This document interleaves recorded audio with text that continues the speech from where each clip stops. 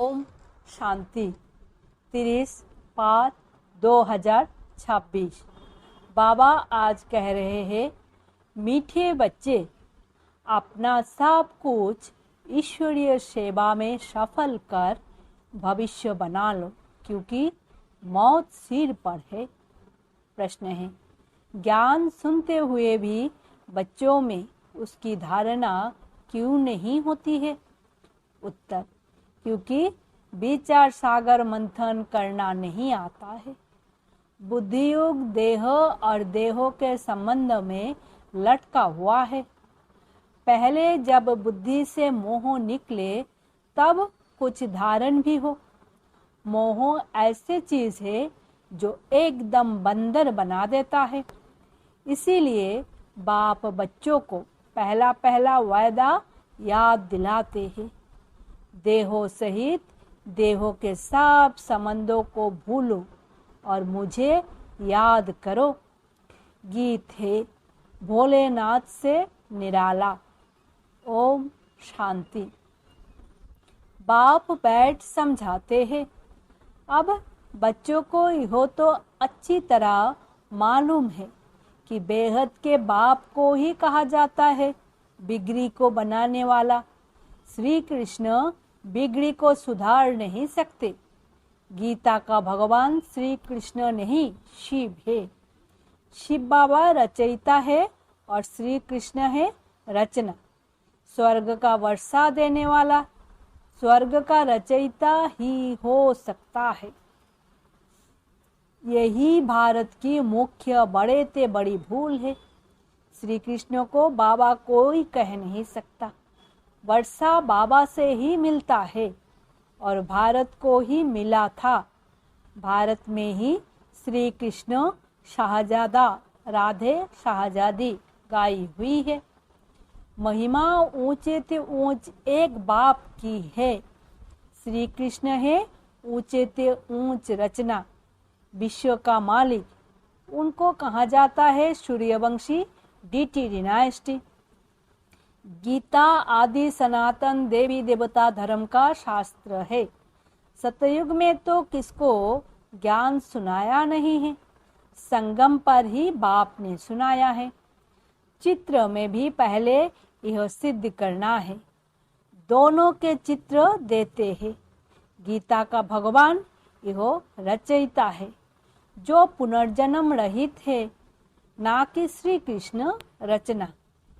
तुम जानते हो शिव बाबा ही हीरे तुल्य बनाते हैं। गाया भी जाता है हीरे तुल्य कौड़ी तुल्य। बच्चों की बुद्धि में यह रहना चाहिए कि बाप का फरमान है, तुम मुझे याद करो और वर्षे को याद करो। वो है बेहद का बाप। श्री कृष्ण तो है हद का मालिक, भल विश्व का राजा बनता है। शिव बाबा तो राजा नहीं है ना। गीता की वास्तव में बड़ी महिमा है, साथ साथ भारत की भी महिमा है। भारत सब धर्म वालों का बड़ा तीर्थ है। सिर्फ कृष्ण का नाम डालने के कारण सारा महत्व उड़ गया है। इस कारण ही भारत गौरी तुल्य बन गया है तो ड्रामा अनुसार, परंतु सावधान करना होता है। बाप समझाते बहुत अच्छी रीति है। दिन प्रतिदिन गुह बातें सुनाते रहते हैं तो फिर पुराने चित्रों को बदल कर दूसरा बनाना पड़े, ये तो अंत तक होता ही रहेगा।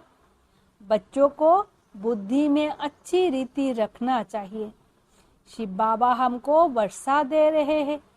कहते हैं माँ मैं कम याद करो तो विकर्म विनाश होंगे।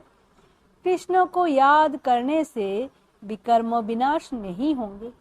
वो सर्वशक्तिमान तो है नहीं, सर्वशक्तिमान बाप है। वर्षा भी वो देते हैं। मनुष्य कृष्ण को ही याद करते रहते हैं। अच्छा समझो कृष्ण ने कहा है, वो भी कहते हैं देहों के संबंध छोड़ माँ में कम याद करो। आत्मा तो बाप को याद करेगी ना। कृष्ण तो सभी आत्माओं का बाप नहीं है। ये सब विचार सागर मंथन कर बुद्धि में धारण करना चाहिए।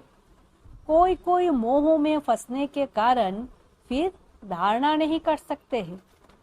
तुम गाते आए हो और संग तोड़ आप संग जोड़ेंगे। मेरा तो एक दूसरा ना कोई, परंतु मोह फिर ऐसी चीज है जो एकदम बंदर बना देते हैं। बंदर में मोह और लोभ बहुत होता है। शाहूकार लोगों को भी समझाया जाता है कि अभी मौत सामने खड़ा है, यह सब ईश्वरीय सेवा में लगाओ, भविष्य बना लो।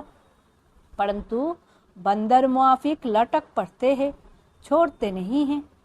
बाप कहते हैं जो भी देह सहित देहों के संबंध है उनसे बुद्धि युग हटाओ, बाप की श्रीमत पर चलो। तुम कहते हो यह धन बाल बच्चे आदि सब ईश्वर ने दिया है, अब वो खुद आए हैं, कहते हैं तुम्हारा यह धन दौलत आदि सब खत्म हो जाना है। किनकी दबी रही धूल में आदि आदि आर्टक्वेक आदि होगी, यह सब खलास हो जाएगा। एरोप्लेन गिरते हैं, आग आदि लगती है तो पहले पहले अंदर चोर घुसते हैं। जब तक पुलिस आए तो बाप समझाते हैं बच्चे देहोधारियों से मोह निकलना चाहिए, मोहजीत बनना है। देहो अभिमान है सबसे पहला नंबर दुश्मन। देवताएं देही अभिमानी हैं। देहो अभिमान आने से ही विकारों में फंसते हैं। तुम आधा कल्प देह अभिमानी रहते हो, अब देही अभिमानी होने की प्रैक्टिस करनी है। जो भी मनुष्य मात्र है बिल्कुल ही इन बातों को नहीं जानते हैं, ना परमात्मा को जानते हैं। आत्मा क्या है, परमात्मा क्या है, आत्मा कितनी जन्म लेती है, कैसे पार्ट बजाती है, हम एक्टर्स है, यह किसको पता नहीं है। इसीलिए अर्फेन निधन के कहा जाता है। वो तो कह देते आत्मा ज्योति में लीन हो जाती है, परंतु आत्मा तो अविनाशी है। आत्मा में ही 84 जन्म का पार्ट नोंधा हुआ है। कहते भी है आत्मा स्टार है, फिर भी समझते नहीं। आत्मा सो परमात्मा कह देते हैं, बाप को बिल्कुल जानते नहीं। आत्मा के लिए भी कहते हैं भ्रुकुटी के बीच में सितारा चमकता है। परमात्मा के लिए तो कुछ बताते नहीं हैं। उनको परम आत्मा कहा जाता है। वो भी परम धाम में रहते हैं, वो भी बिंदी है, सिर्फ पुनर्जन्म रहित है। आत्माएं पुनर्जन्म में आती है। परमात्मा के लिए कहा जाता है ज्ञान का सागर, आनंद का सागर, पवित्रता का सागर है। देवताओं का यह वर्षा किसने दिया? बाप ने। सर्वोगुण संपन्न 16 कला संपूर्ण इन देवताओं जैसा अभी कोई है नहीं। उन्हों को यह वर्षा कैसे मिला, यह कोई को पता नहीं। बाप ही आकर समझाते हैं। उनको ही ज्ञान का सागर कहा जाता है। इस समय आकर ज्ञान देते हैं, फिर प्राय लोप हो जाता है। फिर होती है भक्ति, उनको ज्ञान नहीं कहा जा सकता। ज्ञान से तो सद्गति होती है।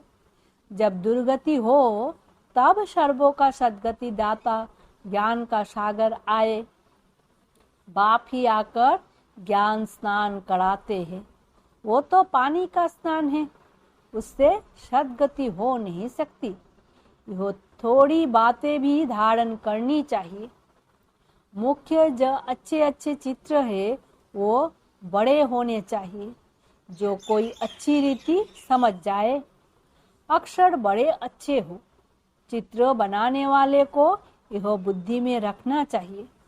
किसी को भी बुलाना है, निमंत्रण देकर कि आकर परमपिता परमात्मा का परिचय लो और भविष्य 21 जन्मों के लिए बाप से वर्षा लो। भाइयों बहनों, पारलौकिक बाप से बेहद सुख का स्वराज कैसे मिलता है, सो आकर समझो। बेहद के बाप से वर्षा पाना सीखो। इसमें डरने की तो बात ही नहीं। बुलाते रहते हैं, हे पतित पावन आओ। बाप भी कहते हैं, काम महाशत्रु है। पावन दुनिया में जाना है तो पवित्र जरूर बनना है। पतित उनको कहा जाता है जो विकार से जन्म लेते हैं। सतयुग त्रेता में विष होता नहीं। उनको कहा ही जाता है संपूर्ण निर्विकारी दुनिया। विकार है ही नहीं, फिर इहो तुम क्यों पूछते हो बच्चे कैसे पैदा होते हैं? तुम निर्विकारी तो बनो। बच्चा जैसे होना होगा वैसे होगा। तुम इहो पूछते ही क्यों हो? तुम बाप को याद करो तो जन्म जन्मांतर के विकर्मों विनाश हो जाए। ये है ही पाप आत्माओं की दुनिया, वो है पुण्य आत्माओं की दुनिया। यो अच्छी रीति बुद्धि में बिठाना है। भक्ति का फल भगवान आकर देते हैं। बाप ही सर्वों की सद्गति कर स्वर्ग का मालिक बनाते हैं। बाप कहते हैं, अब पवित्र बनो, माँ में कम याद करो। ये है महामंत्र। बाप से वर्षा जरूर मिलेगा। बाप कहते हैं, तुम मुझे याद करो तो तुम सतो प्रधान बन जाएंगे। सीढ़ी पर समझाना है। दिन प्रतिदिन हर चीज सुधरती जाती है। इनमें क्लियर कर लिखना है। ब्रह्मा द्वारा आदि सनातन देवी देवता धर्म की स्थापना। जब आदि सनातन देवी देवता धर्म था तो और कोई धर्म नहीं था। जो पवित्र बनते हैं वही पवित्र दुनिया में आएंगे। जितनी ताकत तुम्हारे में भरती जाएगी उतना पहले आएंगे। सब इकट्ठे तो नहीं आएंगे, यह भी जानते हो। सतयुग त्रेता में देवी देवताएं बहुत थोड़े होते हैं, पीछे वृद्धि को पाते हैं। प्रजा में तो ढेर होंगे। समझाने वाले भी बड़े अच्छे चाहिए। बोलो बेहद के बाप से आकर के वर्षा लो। जिसको पुकारते हो हे बाबा, उनका वास्तव में नाम ही शिव है, ईश्वर व प्रभु। भगवान कहने से हो नहीं समझते कि वो बाप है, उनसे वर्षा मिलना है। शिव बाबा कहने से वर्षा याद आता है। उनको कहते हैं शिव परमात्माए नमो। परमात्मा का नाम तो बताओ। नाम रूप से न्यारा कोई नहीं है। उनका तो शिव नाम है। सिर्फ शिवाय नमो भी नहीं कहना है, शिव परमात्माए नमो। हर एक अक्षर को बहुत अच्छी रीति क्लियर कर समझाना होता है। शिवाय नमो कहने से भी बाप का मजा नहीं आता। मनुष्यों ने तो सब नाम अपने ऊपर रख दिए हैं। तुम जानते हो मनुष्यों को कभी भगवान नहीं कहा जाता है। ब्रह्मा विष्णु शंकर को भी देवता कहा जाता है। बाप रचयिता तो एक ही निराकार है। जैसे लौकिक बाप बच्चों को रचते हैं ना, वर्षा देते हैं, वैसे बेहद का बाप भी वर्षा देते हैं। भारत को विश्व का मालिक बनाते हैं। सारी दुनिया को पतित पावन एक ही बाप है। यह थोड़े ही कोई जानते हैं। हमारे धर्म स्थापक भी इस समय पतित है, कब्र दाखिल है। अभी सब की कयामत का समय है। बाप ही आकर सबको उठाएंगे। कयामत के समय ही खुदा भगवान आते हैं। वही ज्ञान का सागर है। लिखा हुआ है, सागर के बच्चे भस्मीभूत हो गए थे, अर्थात काम चिता पर बैठ काले आयरन एजेड बन गए थे। फिर सुंदर कैसे बनेंगे? बाप कहते हैं याद की यात्रा से। योग अक्षर कहने से मनुष्य मूंझ जाते हैं। बाप कहते हैं मुझे याद करो तो अंतमति सो गति हो। कितना सहज समझाते हैं, फिर भी यह बातें बुद्धि में क्यों नहीं बैठती है। देहो अभिमान बहुत है, इसीलिए धारणा नहीं होती है। बाबा बड़ी अच्छी युक्ति बताते हैं। बेहद के बाप ने जिसको याद करते हैं, उसने क्या आकर किया? भारत को स्वर्ग बनाया था। हद का वर्षा तो जन्म जन्मांतर लेते आए हो। अब बेहद के बाप से 21 जन्म के लिए बेहद का वर्षा लो। सतयुग त्रेता में देवताएं राज्य करते थे। सूर्यवंशी, फिर चंद्रवंशी, 100 वैश्यवंशी, फिर शूद्रवंशी। 100 अक्षर डालने से सिद्ध होता है कि वही पुनर्जन्म लेते हैं, वर्ण में आते हैं। बाप समझाते तो सबको है। तुम सम्मुख बैठे हो तो खुश होते हो। कोई कोई की तकदीर में नहीं है तो सर्विस करते नहीं है। सर्विस करेंगे तो नाम होगा, कहेंगे बाबा की बच्चियां कितनी होशियार है, सब काम करती है, हमको स्वर्ग की बादशाही का वर्षा देती है। यह बखर अर्थात माल भी देती है। यह चित्र है, अंधों के आगे आईना। इसमें जादू आदि की बात ही नहीं, पवित्रता की ही मुख्य बात है। समझते हैं यह अंतिम जन्म है, स्वर्ग में चलना है तो पवित्र जरूर बनना है। विनाश सामने खड़ा है, पावन जरूर बनना पड़े। सन्यासी घर बार छोड़ते हैं पावन बनने के लिए। बाप कहते हैं विनाश सामने खड़ा है, मुझे याद करो तो बेड़ा पार हो जाए। अच्छा, मीठे मीठे सिकील दे बच्चों प्रति मात पिता बाप दादा का याद प्यार और गुड मॉर्निंग। रूहानी बाप की रूहानी बच्चों को नमस्ते। हम रूहानी बच्चों की रूहानी मात पिता बाप दादा को याद प्यार गुड मॉर्निंग और नमस्ते। धारणा के लिए मुख्य सार। पहला, विनाश के पहले अपना सब कुछ सफल करना है। यह क़यामत का समय है, इसीलिए पावन जरूर बनना है। दूसरा, देहोधारियों से मोह निकाल मोहजित बनना है। देह अभिमान जो पहला नंबर दुश्मन है, उस पर विजय पानी है। और सब संग तोड़ बाप से बुद्धि योग जोड़ना है। वरदान है, याद के मंत्र द्वारा संकल्प और कर्म में अविनाशी सिद्धि प्राप्त करने वाले सिद्धि स्वरूप भवो। आप बच्चे ऑलमाइटी गवर्नमेंट के मैसेंजर्स हो, इसीलिए कोई से भी डिस्कस करने में अपना माइंड डिस्टर्ब नहीं करना। याद का मंत्र यूज करना। जैसे कोई बानी से या अन्य किसी तरीके से वश नहीं होते हैं तो मंत्र जंत्र करते हैं। आपके पास आत्मिक दृष्टि का नेत्र और मनमना भैभव का मंत्र है, जिससे अपने संकल्प को सिद्ध कर सिद्ध स्वरूप बन सकते हो। स्लोगान है, एक्शन कॉन्शस के बजाय सोल कॉन्शस बनो। अव्यक्त इशारे, सदा अचल अडोल एक रस स्थिति का अनुभव करो। एक रस का अर्थ यह नहीं कि पुरुषार्थ की रफ्तार सदा एक जैसी हो। एक रस अर्थात सदा उठती कला की महसूसता रहे।